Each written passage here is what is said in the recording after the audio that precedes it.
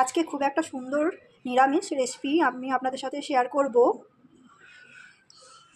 যেটা নিরামিষ, একদম নিরামিষ আর খেতেও খুব সুস্বাদু। তো চলুন আজকে আপনাদের সাথে এই রেসিপিটি আমি শেয়ার করছি। আলুটাকে ভেজে নেব।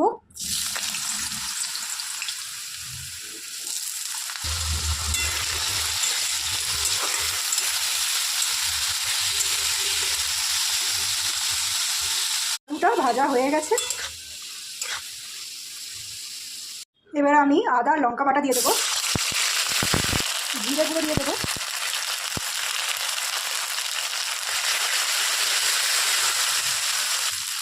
ধনে পাতা বাটা আর টমেটো বাটা দিয়ে দেবো,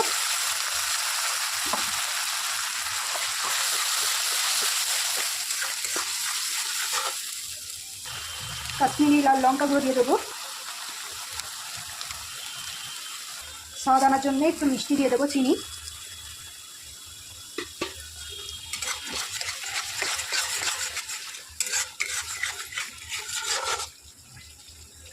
হলুদ গুঁড়ো দেবো একটু,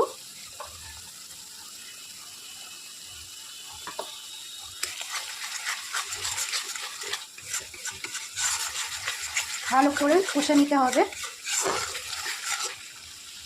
এবার একটু জল দিয়ে দেবো।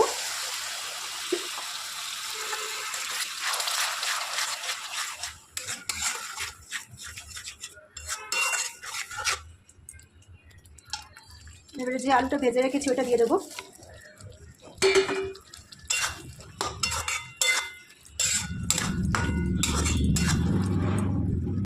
এরপরে কাবলি ছোলা সেদ্ধ করে রেখেছি ওইটা দিয়ে দেবো।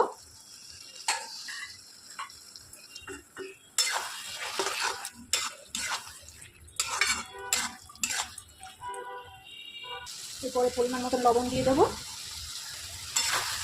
ভালো করে মিশিয়ে নেব।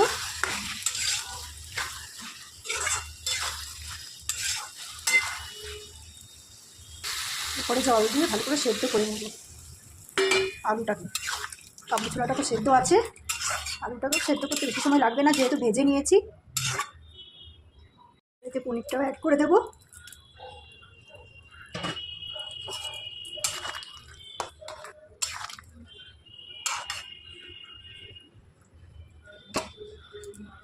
আমাদের আজকে যে রান্না, আলু পনির কাবলি ছোলার যে নিরামিষ রান্নাটা কমপ্লিট হয়ে গেছে। গ্যাস বন্ধ করে দিয়েছি।